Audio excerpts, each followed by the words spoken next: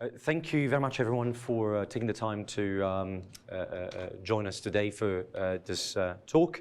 I am particularly delighted to be back here at Todai for a number of reasons. I think first and foremost, it's related to the fact that for the last year and a half, I think, Chuki, correct me if I'm wrong, the MOU is last year, correct?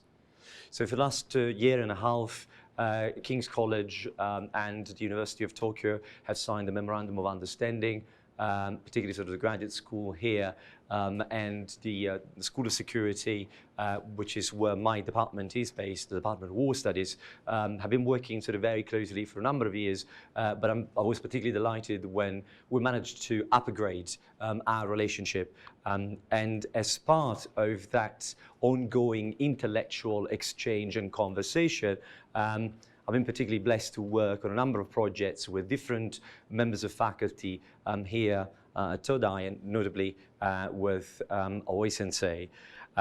So as a first point of pleasure to be back here at Todai in particular is related to the importance that being here has in regards to this international link between our two institutions. The second reason why I am particularly sort of happy today to be here to talk to you is because it gives me the opportunity to engage on a topic, on a subject that usually it's not my thing. I'm a Japan expert by training, so usually I talk about Japan. This is the first time I'm actually presenting on the UK, and there's a very specific reason related to the fact that over the last 6 to 8 months, part of my work and research agenda has been sort of refocusing incredibly on understanding and engaging of the role, the possible role that UK may choose, may want, should play in the broader Asia-Pacific region. And it's pertinent to the topic of the talk today, so I will not mention more than that. But particularly sort of this second reason really ties together with the first in the sense that today I'm delighted to have an opportunity to present something new, something a bit challenging, a bit sort of out of my comfort zone, as it were, but something that really sort of well summarizes the link between King's and Todai. From the title, I think there's two assumptions that I should address, and I'll come back to this in a moment. Before I do so, today's talk is the Mark III version of a research project that started with these two policy reports that were published, the first one in April, the second one shortly before the summer recess. The first one focuses on a historical analysis of sets of documents from the British Foreign Office and the Cabinet Office and the Ministry of Defence from the defence reviews of the mid-1960s. You see, this is perhaps something that is not known by many, but actually the denomination Indo-Pacific was first used in UK policy circles during that period of time. It first appeared in discussions within Cabinet Office, Ministry of Defence and Foreign Office in between 1965 and 1966. And so that sort of was part of the reason why I tried to examine, assess this document and see what sort of concerns, what sorts of ideas, what sorts of priorities at the time were considered when Britain was presence in this part of the world and was reviewing its posture in light of increasing budgetary constraints on its military position in the world. The second one builds on an oral evidence that I gave in Parliament in June at the Defence Committee and really builds upon a series of questions that were asked by the Defence Committee in Parliament in regards to an inquiry on the role of UK defence in East Asia. So the inquiry set out a number of questions, and on the back of those questions, I prepared this oral evidence, and the result of these two endeavours culminated in this project. Both are free for download, so if you just type them, they'll come up they're easy. And it's the sort of reading that will keep you awake at night. It's a gripping stuff, and I'm really objective about it. So what are my two assumptions? There's two assumptions in the title. The first one is that Brexit will happen. Now, I have no magic wand. Between now and the 31st of October, which is the current deadline for the UK exiting the European Union, there's all sorts of things that can happen. The British government has proved to be more exciting and provide more drama than the entire block of 7 seasons of House of Cards, without the murders, that is. But there you go. You've got a fighting prime minister that wants to get the job done, and he's really trying hard to get it done. As of last night, the Prime Minister made, again, a new move to ensure that between now and the 31st of October, Parliament cannot really stop the process of exiting the European Union. So will it happen? Won't it happen? I don't know. Nobody really has the ultimate answer, but I think the change of government has set in motion a process by which the likelihood of Brexit taking place before the end of the year has increased. So my talk focuses in part on what is going to happen sort of after Brexit, but whether Brexit happens or not actually doesn't really matter in regards to the topic I'm going to be talking about today. I'll come back to this point in a second, because that's part of the argument that I want to submit to you today. The second assumption, and this is much more of the academic side of the assumption, is a question that has been at the center of part of the debate over British foreign and security policy over the last decade and a half. Ever since the Strategic Defence and Security Review of 2010, and in light of the UK's considerable commitments in Iraq and Afghanistan, part of the debate in the UK has been that Britain is no longer capable of doing strategy. Operational considerations and assessments over capabilities have been raised to the level of strategic issues. And strategy actually is not debated. There is a whole school of thought that has been sort of presenting this point and arguing this point for the better part of the last 10 years. Now, I won't necessarily sort of take sides whether the UK can or cannot do strategy, whether the last decade and a half strategy was absent, although you can make a fairly good argument that strategy wasn't really driving the last couple of defense reviews. However, we'll make the point that certainly when we are examining the way in which Parliament and the government are engaging with the question of the impact of security in the Indo-Pacific area on the UK, there is certainly a greater amount of strategic level of discussions injected into debate over defense. It's not necessarily the capabilities or the operational activities driving the discussion. It's much more the assessment of risks in that part of the world and their implication for British national security. So I would say that what is interesting about the current phase in the UK is, to a large extent, if anything, a return of strategy, if you want, or discussions around strategy in debates over national security in the UK. So the argument that I'll present to you today is composed by 3 main points. One, whether Brexit is going to happen or not, I would say actually is almost, its relevance is secondary, right? its greatest impact, there is a general agreement that its greatest impact will be in the short term. But in the medium long term, which is the sort of like space where intellectually the debate over engagement with the Indo-Pacific position itself, which is over 10 to 20 years and beyond, is well beyond the boundaries of the current discussions over Brexit. And in fact, even though Brexit has accelerated this idea in the UK, the soul-searching phase, what it means for the UK to be an international security actor, what it means for the UK to have a global status, which in part it has because it's still a member of the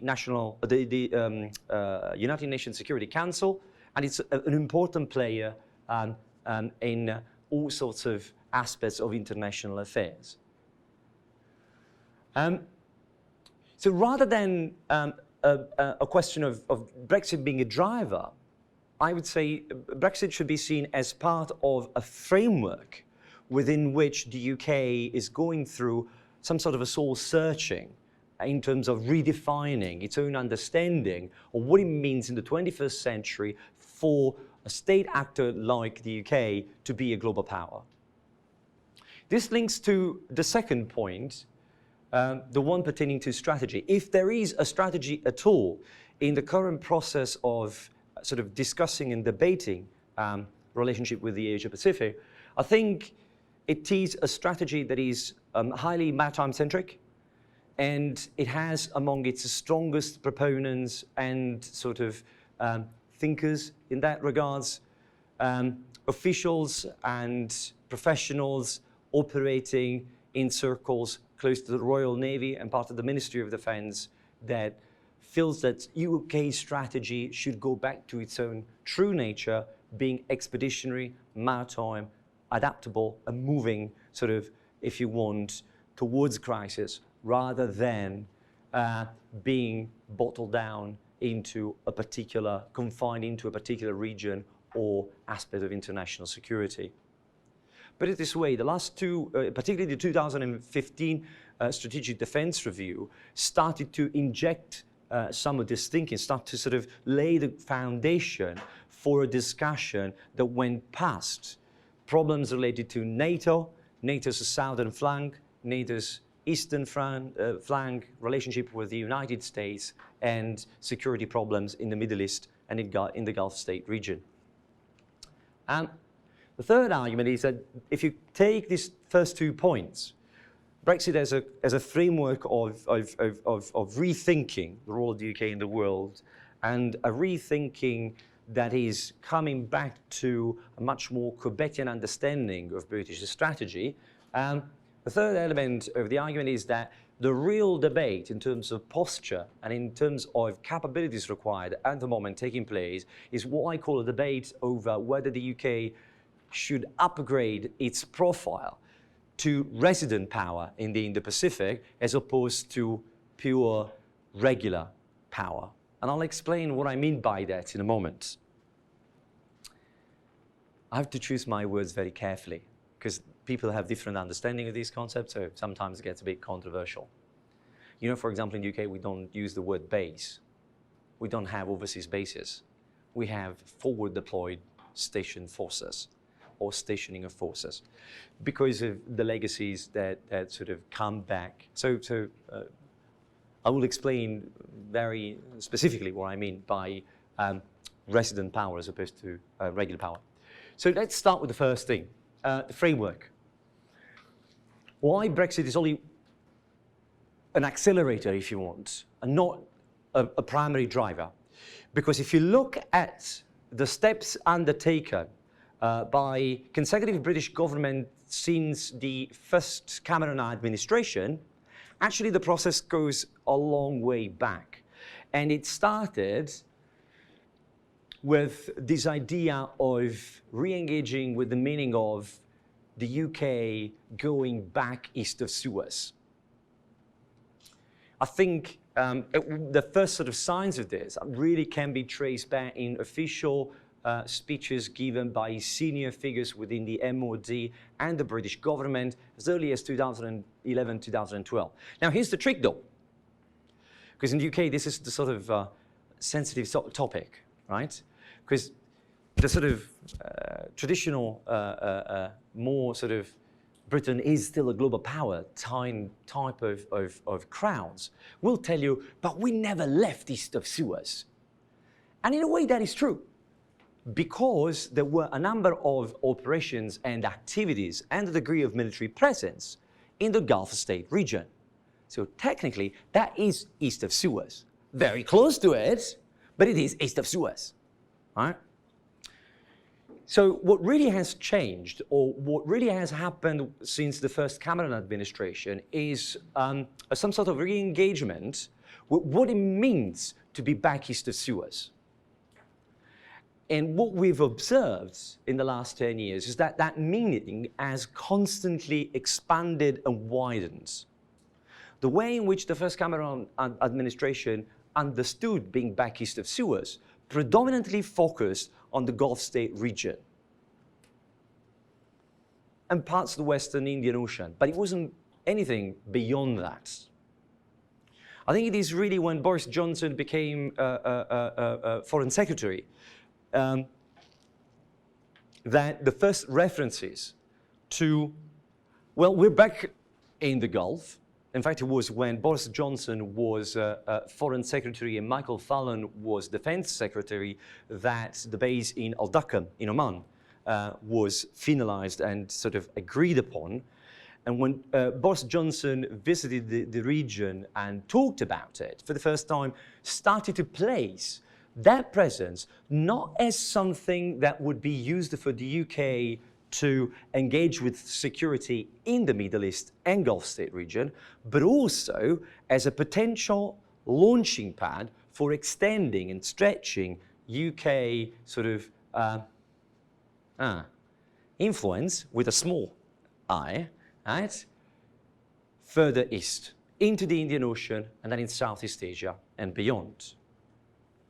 And as of 2018, the upgrading of the base in Bahrain and the forward stationing with a degree of permanence of a frigate in Bahrain, with the adoption of a special manning for the ship, a new manning system to ensure a continuity of operational use of that asset for the longest possible period, really marks what I think is the current phase of being back east of Suez, in which in the UK there is a clear sense that that engagement needs to go well beyond Singapore and further down into both Southeast Asia and Northeast Asia. And since the very end of 2017, in fact, the first week of 2018, last 18 months, the UK has maintained a continuous naval presence east of Singapore and has been fully involved into all the major activities that have been conducted in sort of like coalition in international sense ever since.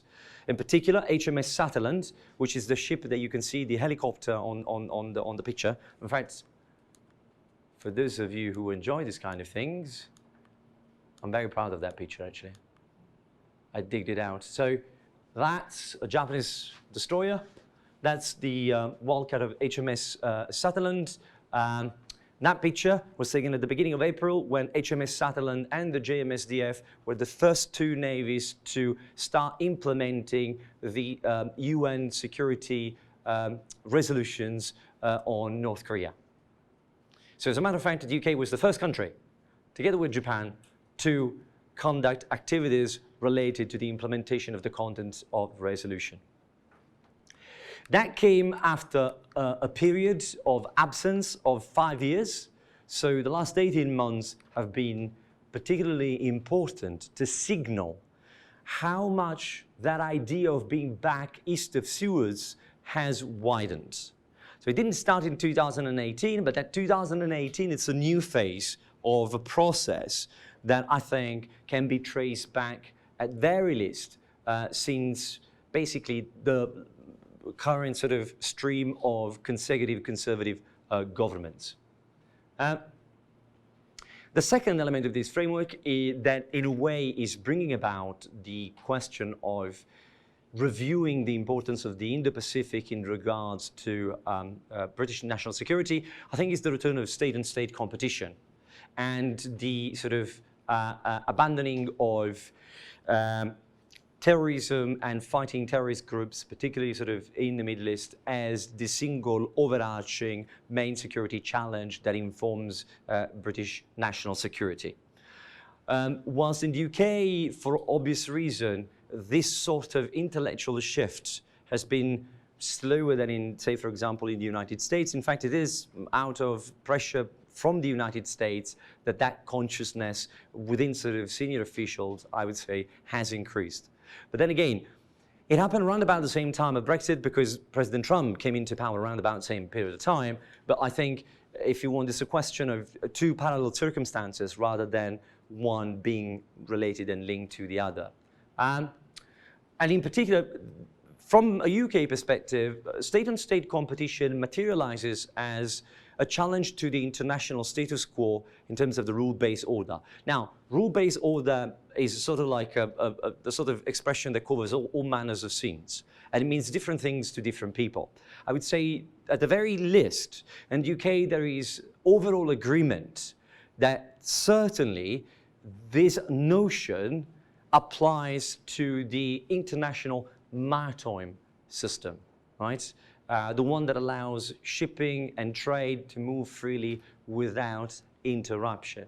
And that is part of the fact that is a legacy.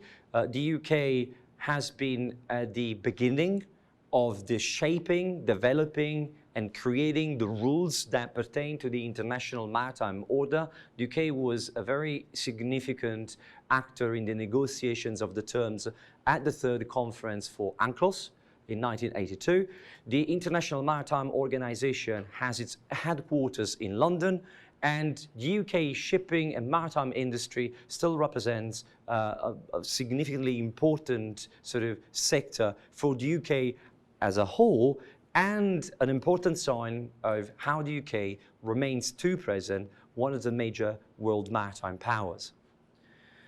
So at the very least, there is a general agreement that state-on-state competition certainly represents a challenge to the status quo of the international maritime order.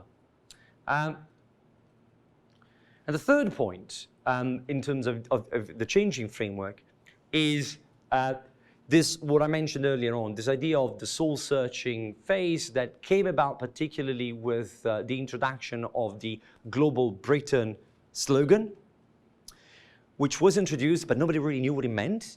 In fact, even today, it's a moving target. It's an evolving concept. But I think at very least it speaks to the sense of crisis, particularly from a defense and security perspective. The last two reviews were driven by a significant cost-saving exercise, which had a considerable impact on the reduction in terms of capabilities and manpower within the British Armed Forces. So that, particularly in defense and security matters, the last sort of 4 or 5 years have been quite significant in terms of bringing about are we still a global power? Can we still remain a global power? And in a way, when Prime Minister Johnson, in his first speech, it was dominated by the Brexit agenda. But if you remember, there was an attitude, a tone that really sort of dominated the delivery. And it was this idea of injecting a sense of confidence, right? We shouldn't be so downbeat. The situation is not as dark as many make it to be. We should be actually confident of where we stand and the opportunities that this creates. In particular, this soul-searching phase, I think, has a specific meaning in terms of reconsidering, from a defense and security perspective, the approach to international security from a reactive posture. In the last 10 years, the UK has been on the reactive. Something was happening and the UK had to do something about it, mostly because the United States also were putting a degree of pressure on it, right? But security and defense as an act of shaping the international environment in a way that is more favorable to your own national security was almost a secondary thing. And that is certainly true, particularly in East Asia, where the 5 years absence then sort of were followed by the last 18 months of reactive posturing, deploying ships a bit late to do stuff that everybody else had been asking the UK to do for the previous 2-3 years. So I think as a general framework, Brexit is accelerating, right?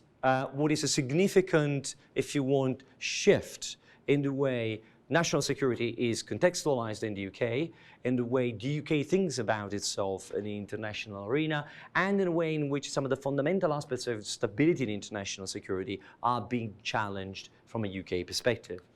I think the culminating point of this discussion and the extent to which, if you want the proof of the pudding, that Brexit is an accelerator, not a driver, is the fact that right about the time that the UK asked the extension in March from the European Union for completing the Brexit process, the Defence Committee launched a new inquiry, which is the first time in more than a generation that the Defence Committee actually was engaging with this kind of topic. The inquiry specifically addressed the question of UK defence in the Far East.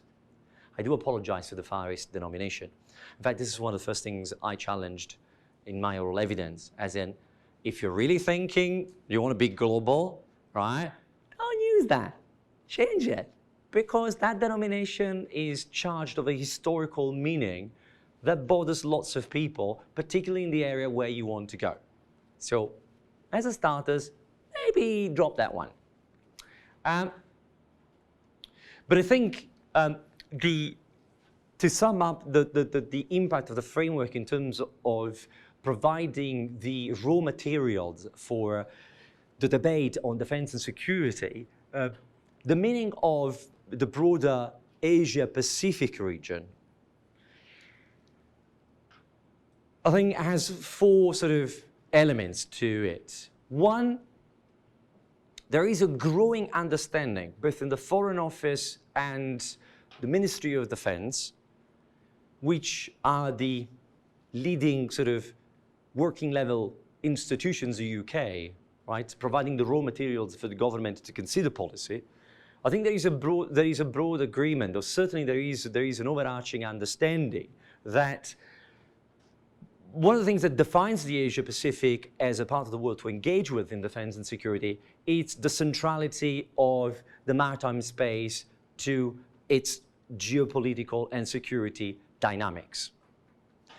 Mind you, this is both a good thing and, in a way, a limitation, because at the moment, in a context whereby budget and cost management will remain a significant issue in the next strategic defense review, the Royal Navy is at the moment the one part of the entire armed forces with the most expensive items in the defense budget. So the Royal Navy, for obvious reason, has been a key sort of driving force behind the engagement with the Asia-Pacific. But in some circles within both the Ministry of Defense and Whitehall, this is seen mostly as the Navy attempt to seize the initiative of the strategic narrative, to define it and justify having more money for itself. Right? The second, I think, point that has emerged in this broader discussion over the importance of the Asia-Pacific to UK national security is the centrality or the role that the East and South China Sea have in terms of being the center of the political gravity in security dynamics in this part of the world. Now, this doesn't mean that in the UK there is no understanding of the importance of the South Pacific. As a matter of fact, this past year, in fact, it was under Johnson as a Foreign Secretary, the UK reopened new sort of consular and, I think, embassy level presence in the South Pacific as a recognition of the importance of the South Pacific as well as the Indian Ocean. However, in terms of the main security dynamics, I think there is an understanding that the East and the South China Sea are the places where the core security issues in the region are located and the core sort of dynamics are being played out. At the same time, this consciousness is not just about the changing importance of Asia and the Asia-Pacific in general terms, but also is related to the changing importance that the Asia-Pacific in general has to the UK and the UK economy. And again, this is not just a Brexit phenomenon, but in the last 5 years, a slow but steady reduction in export and import sort of trade flow with the European Union has been counterbalanced by a considerable increase in trade interactions with the broader Asia-Pacific. Some of the top UK trade partners in this part of the world, Japan, China, and Hong Kong, at the moment, together, they stand at a higher level that France, for example, which is the third largest in absolute terms economic partner of the UK. So there is a slow but steady change in the balance of interactions, if you want, from an economic perspective between the UK and the broader Asia-Pacific. Of course, India, China are among the most interesting and promising markets, and particularly because 10 years ago, trade volume was very limited. The statistics, and if you put that on a graph, the changes are absolutely mind-blowing, as if, like pretty much everybody else, really. However, for example, economic relations and trade relations with Japan and South Korea are also extremely important. Particularly the relationship with Japan, from an economic point of view, is extremely important. Last point that I think is quite important to understand where we're coming from when we're talking about Asia-Pacific, it's all about the money, right? And in a way, it is true. And in the UK defense industry has seen, over the last decade, an important growth in terms of relationship with the Asia-Pacific. In part, it's due to the security dynamic in the Asia-Pacific. Simply put, Chinese investments into sort of military modernization prompted others to invest as well in modernization and procurement. That created opportunities, particularly for a number of defense industries, but in particular for the UK. And I think at the moment, contracts in Malaysia, the new contracts with Australia for the Type 26 frigates, these represent significant factors in driving the attention of the defense industrial sector towards this part of the world, and in turn, the defense industrial sector to sort of request, as part of the government business strategy, to look at this part of the world in better terms. The newly appointed Minister for Business Strategy, one of the first press statement that she put out after meeting with senior representative of industry in the UK, the bullet point number 2 in terms of areas of interest and growth was indeed engagement with the Asia-Pacific. And I know for a fact that defense industry was very much sort of one of the actors that in that context wanted this item to feature on top of the agenda. So in this changing circumstances, in this changing sort of overall framework, what is the strategy that we're looking at? And what are its pillars? I think at the moment, as I said, this is not sort of set in stone. I think it's part of the debate that will lead in 2 years' time to the next strategic defense review. But I think the fundamental question that senior officials are asking is, why the Indo-Pacific matter? Why should it matter to us? Why don't we just stick to our NATO responsibilities? We look after the High North, which is coming back geopolitically for other reasons. Then we look after our role within NATO, both in the sort of Mediterranean and Eastern Mediterranean and Eastern European sort of context. And we continue to focus, in addition to that, on the Caribbean, South Atlantic, and the Middle East, as we have done over the last 20 or so years. Why do we need to do more? Why do we need to engage with the Indo-Pacific? From a defense and security specifically perspective, I would say there's 5 really reasons that are at the heart of all of this. If you notice from the previous slide, I'm not using Asia-Pacific, I'm using Indo-Pacific now. Because I think that whilst it is true that there is no official adoption within government circles of the Indo-Pacific as a framework, there is at the moment already a perception and understanding, as I said, of the centrality of the maritime aspects or the sea as the connecting fabric behind security dynamics in the Asia-Pacific. And indeed, I would say, because this is not a new notion, this idea of the Indo-Pacific was indeed debated and discussed in the mid-1960s, I would not sort of rule out that as we move forward, the UK may very well adopt its own version of a concept of Indo-Pacific. So the 5 sort of elements. The Indo-Pacific is a recognized sort of center of the 21st century main power struggle. UK defense and security, first top item, of course, is related to the relationship with the United States. That importance cannot be understated. And so the current dynamics between the United States and China do have an impact, do matter when it comes to sort of security calculation. There is a question coming from Washington increasingly more sort of regularly, what are you going to do about China?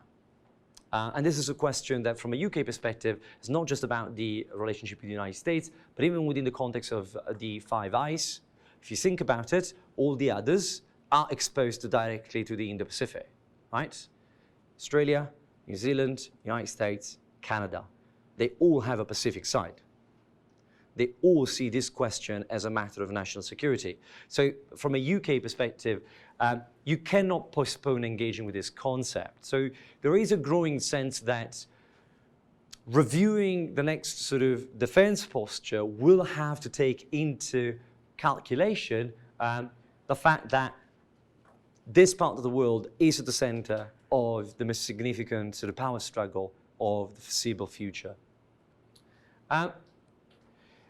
And if we connect this with the point I was making earlier on about the challenge to the maritime order, I think there is also a second point to make that is specifically from a UK perspective, the Indo-Pacific is the space where China is trying to redefine its role in the world and its behavior as, in this regard, as a revisionist power. I'm happy to take questions about this because I think the UK understanding of Chinese revisionism is perhaps different from that of the United States. But I think particularly, as I said, insofar as the understanding of the importance of the maritime dimension to international security in the Indo-Pacific, there is no question the First Sea Lord and the senior members of the military in the UK have at length sort of talked about in their speeches about the problematic nature of China's behavior in the South China Sea, in the East China Sea, in managing its sovereignty and sort of boundary disputes at sea with neighboring actors. So that's no secret in that regard. At the same time, there is a consciousness that the real money in terms of defense spending is in this part of the world. Despite what David Kang tries to argue over and over again, right? This part of the world is where sort of the future of innovation, spending in defense matters is taking a lead in relative terms to other parts of the world.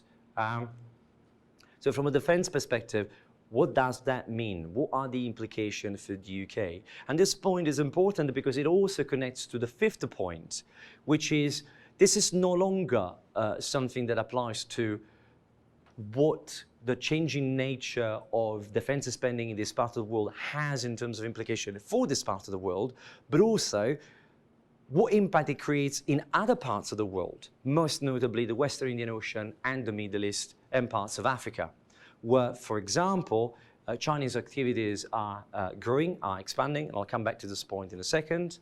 And at the same time, there is a growing consciousness in the UK as a significant player in Gulf state and Middle East sort of security dynamics. There is a growing understanding that partners of the UK, like Japan, are active in that part of the world, are active in the Gulf state region, are active around the Middle East.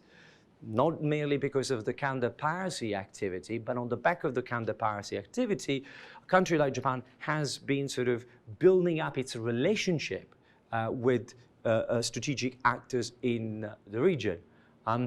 So Indo-Pacific matters not just because of the stuff that happens in the Indo-Pacific, but also because of how what happens in the Indo-Pacific has a spillover effect and sort of wider repercussion outside that space. And the last point, which I think is very important, particularly in terms of how to shape the approach to the region, I keep saying this all the time, and maybe one day someone will actually listen to me. You know what's the greatest source of risk and loss of life in the Asia-Pacific? It's not weapons. It's not military capabilities. It's actually natural and man-made disasters, right? The Asia-Pacific region is extremely risk-prone space, which over the last 20 years has seen the single largest increase in number of deaths because of natural and man-made disasters. Of course, this is absolutely no news in Japan, where experience of dealing with disasters is considerable. But the matter is that if the Indo-Pacific or the Asia-Pacific, in whichever denomination we want to call it, is a maritime-centric space, that has implication in terms of disaster management, because the majority of people living in this part of the world are, about 90% of them really, are all within distance of disasters that are born or related to coastal areas and maritime spaces, right? Now, this is a significant point, and I'll come back in terms of why it matters from the perspective of the approach in a moment, particularly when I talk about the difference between reacting and shaping the international security environment. But I think these 5 considerations are sort of the main factors informing that current discussion as to, okay, why it matters and what should we do about it, right? As an exercise in strategy. I'll just briefly sort of look at this. You know, if you are the UK, that is an interesting map, right? I've been very careful on how I present this, because there's different way to present the idea and the notion. What I will suggest is that the very big spots are places where the Chinese have forward military bases. As you can see, I put the Spratly and Parcels as well as Djibouti as forward military bases, which in itself is a controversial decision, but there you go. And there is, the small spots are potential sort of places of access for naval facilities, in part related to the fact that these ports are not the only ports that are part of negotiations between local authorities and the Chinese government in terms of access to port facilities, but these one in particular all have, the local port authorities have Chinese investments that cover from 70% upwards.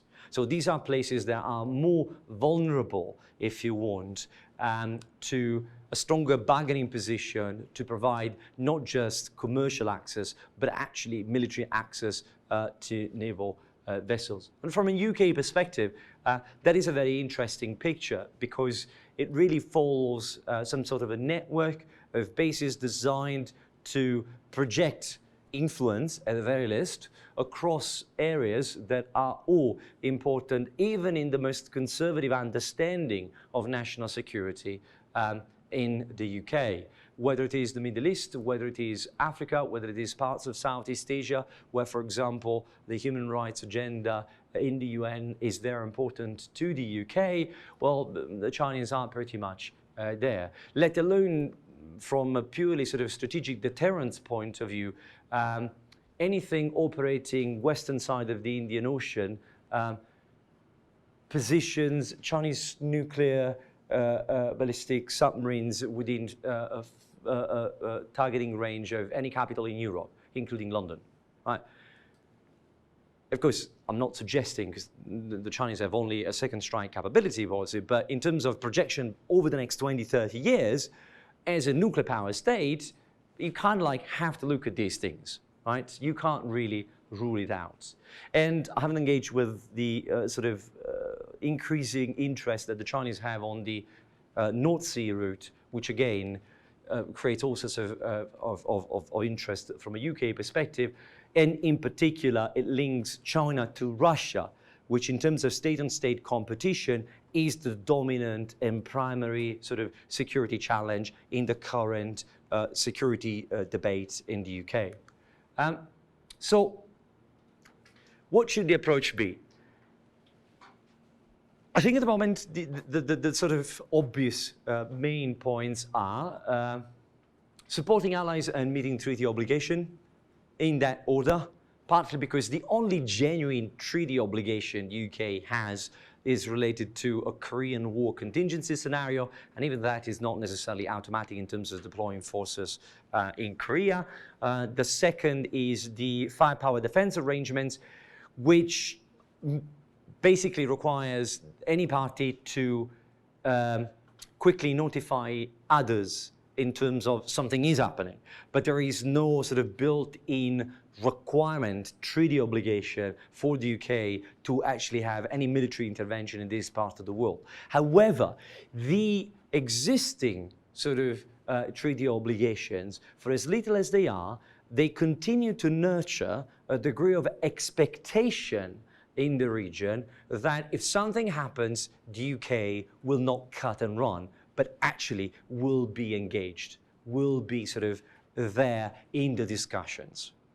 And mind you, this is an important factor because it is a part of that soul-searching exercise of how to redefine Britain as a global actor.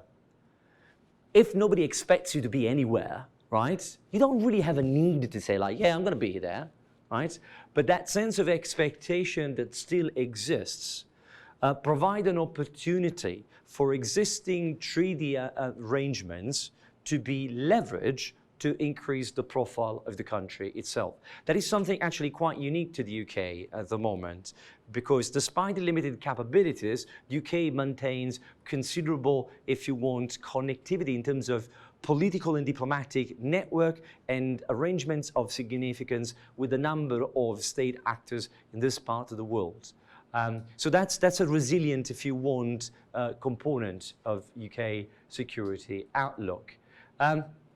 Supporting allies, that means not necessarily just the United States, which, as you know, is fully engaged in the Pacific and has sort of now prioritized the Pacific over Europe.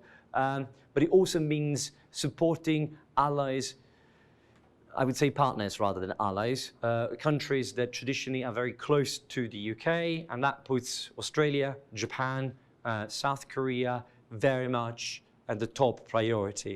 And I would say in particular Australia and Japan, although in terms of net growth and sort of exponential change, the relationship between the UK and Japan has been on a sort of on a upwards trajectory, especially since 2012 under the last conservative governments on a steady footing in that regards. A second point that has been proved in the last 18 months, the core of all activities that the UK has done in the sort of wider Indo-Pacific have been maritime-centric and in support of the stability of the maritime order.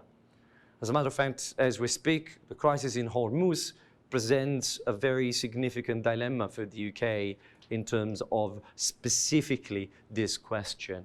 And the third point in terms of the approach is not generally speaking, trying to sort of move beyond what at the moment is maintaining maritime stability, but actually try to shift it towards shaping maritime stability. What do I mean by that? Remember the point I was making earlier on about the risk-prone nature of the Asia-Pacific?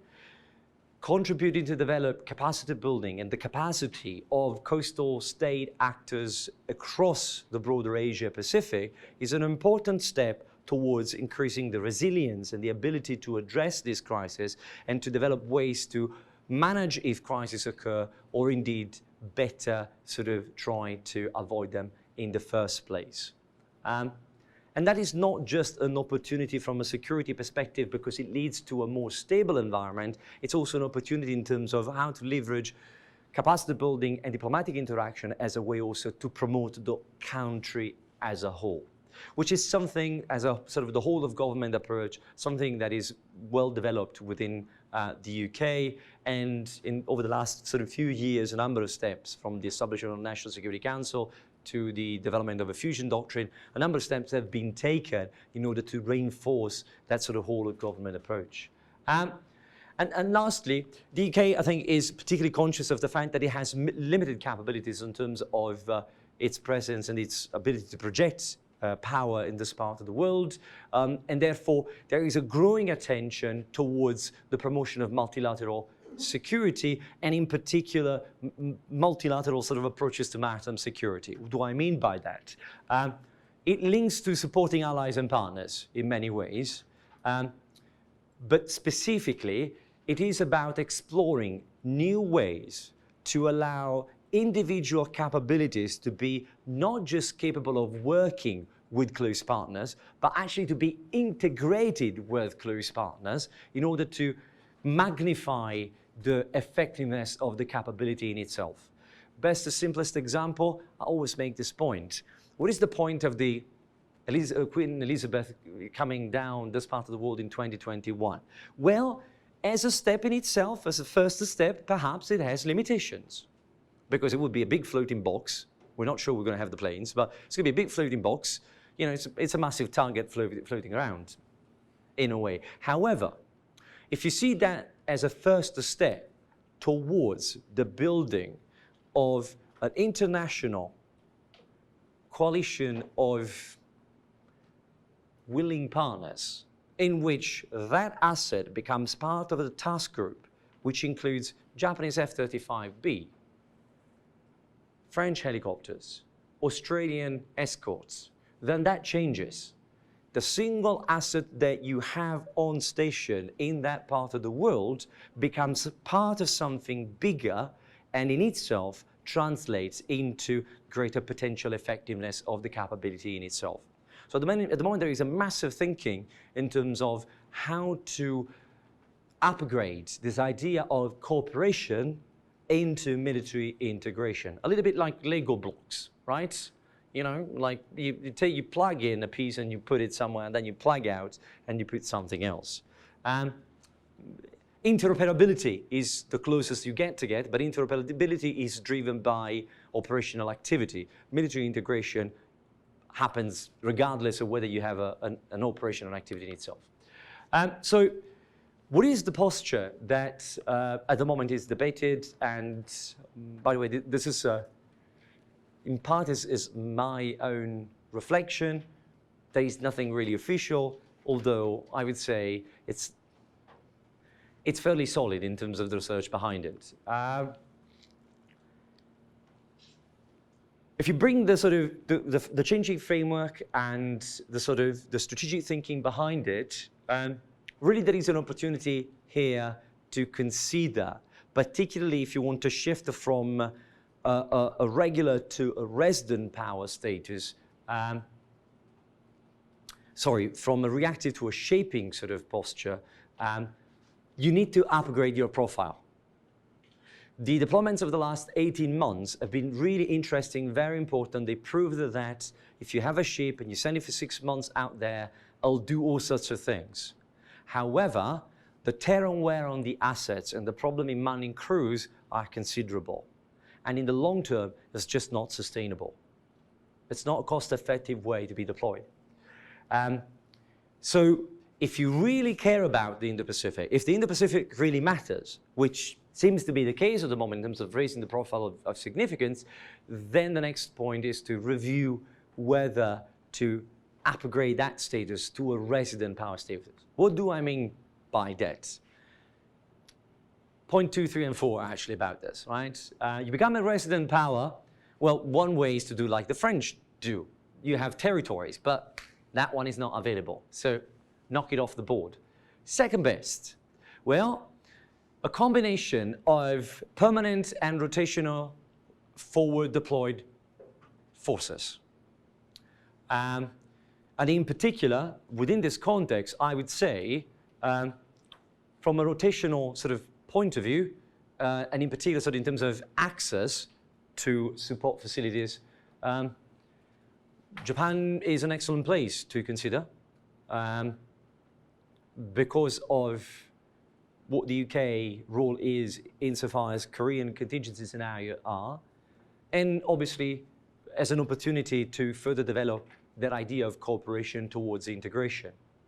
In terms of permanent forward stationing of forces, I would say Australia is a much higher, more likely place to be considered, particularly sort of Western Australia and Darwin.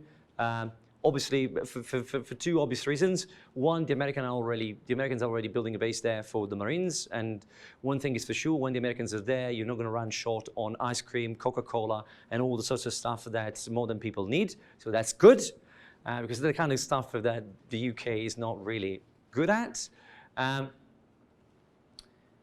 But at the same time, the contract for the Type 26 frigates will create a requirement for closer, regular interaction and integration between the Australian Navy and the Royal Navy.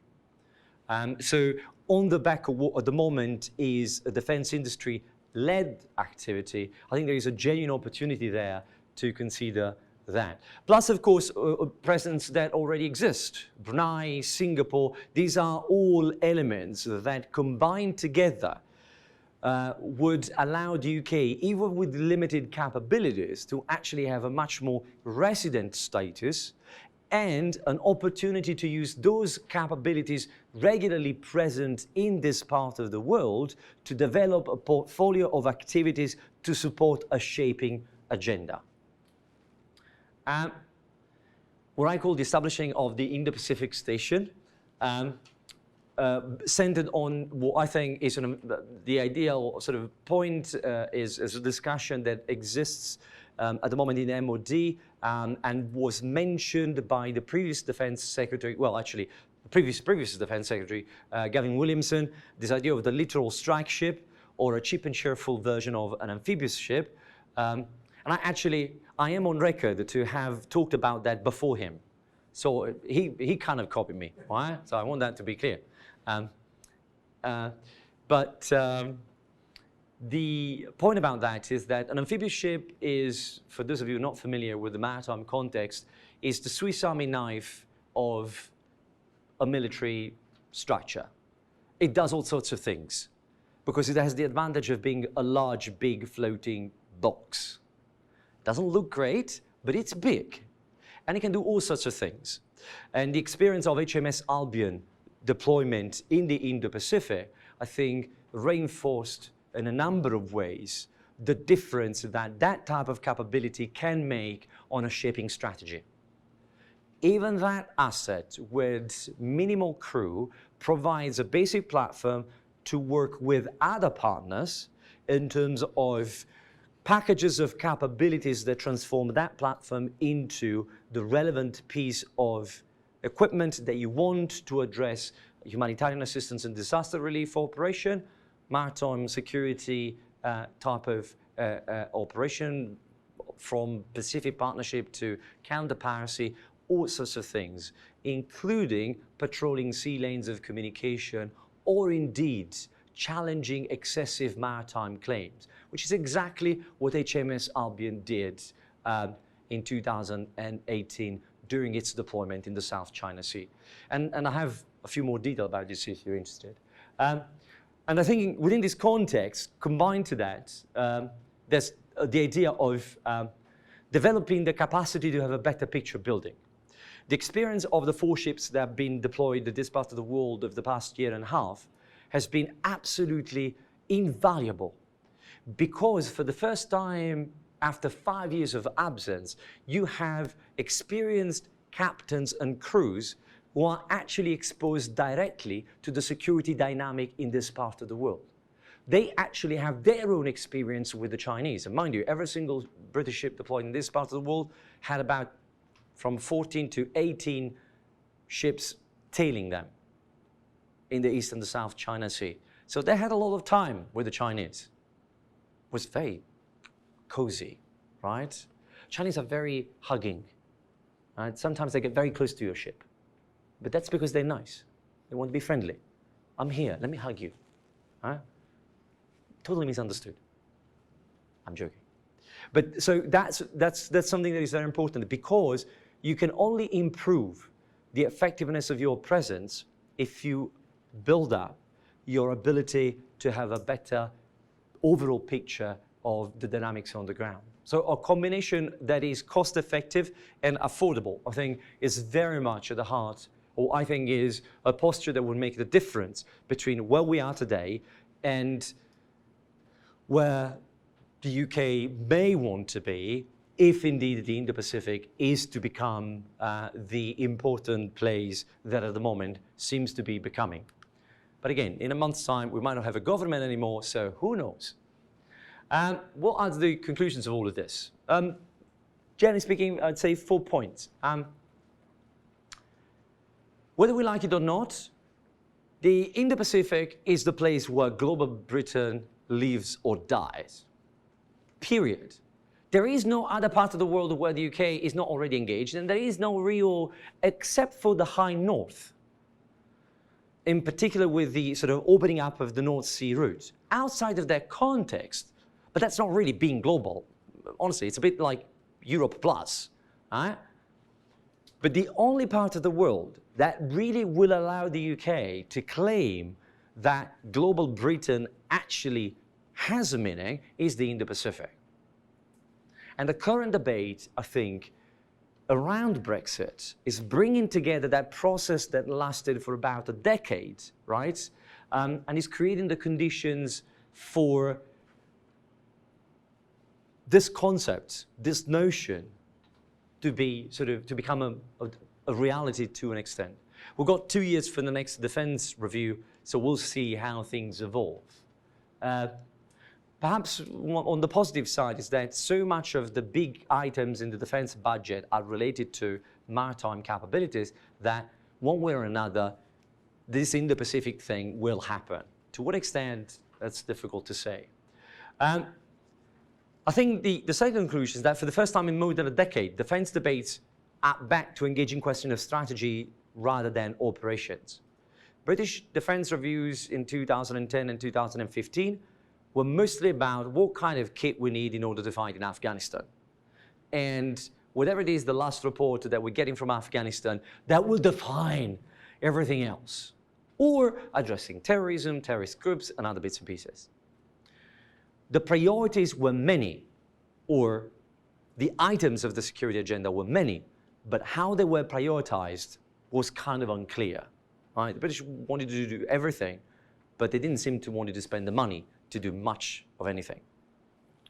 So I think that is very interesting, because regardless of whether it happens or not, the Indo-Pacific, being geographically very peculiar in terms of how its security dynamics unfold, is bringing back, is forcing the UK into a discussion that moves beyond the question of operations, much more on strategy and sort of fundamentals, as it were.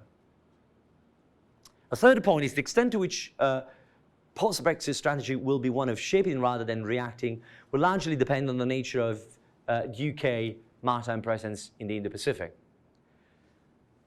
I don't think that the current sort of level of deployment can be sustained over a long period of time, although at the moment there is no real replacement for that. but there is also a lot of thinking that's been done on the back of the experience of these ships deployed. I do believe that, however, this idea of global Britain becoming a reality and working out will require a different outlook in terms of defense posture, and will require a re-engagement with how much money the British government is keen to invest in defense. There is an increase in defense budget that has been earmarked already for this year, but one of the critical questions that the next defense review will have to address is to what extent the ceiling of 2% of GDP should be reconsidered. To put things in context, in the mid-1990s, when the UK didn't really have a major state-on-state threat, the UK was spending 2.7% of its GDP on defense. That's an awful lot. That 0.7 is actually an awful lot in relative terms, and you can do a lot more things. So the extent to which that will become a reality, I think you will understand what kind of presence or what kind of expectation to nurture towards the UK, depending on the type of presence and structure of presence that the country will think in the Indo-Pacific. And in this respect, discussions with Japan and Australia and how they evolve in terms of defense and security cooperation, I think are going to be central to this process. And the last point is that UK strategy is likely to increase, in any case, diversification through the alliance with the United States, with the aim to achieve a stronger military integration within the region. What do I mean by that? I think that as I was arguing earlier on, even on the best possible scenario, budget is increased, there's more GDP sort of percentage that is given to the Ministry of Defense, and it's like everything comes through, right? And everything becomes like, wow, we never thought this would happen. Even in that context, we're talking about a context, that of the Indo-Pacific, in which the UK will be a minor contributor. So the best way to maximize its presence and its effectiveness is to play along and reinforce, invest into its partnerships and working together with close state actors, like-minded actors, as it were, particularly sort of Australia and Japan, and aiming towards that sense of military integration that allow even limited capabilities to have a much greater output.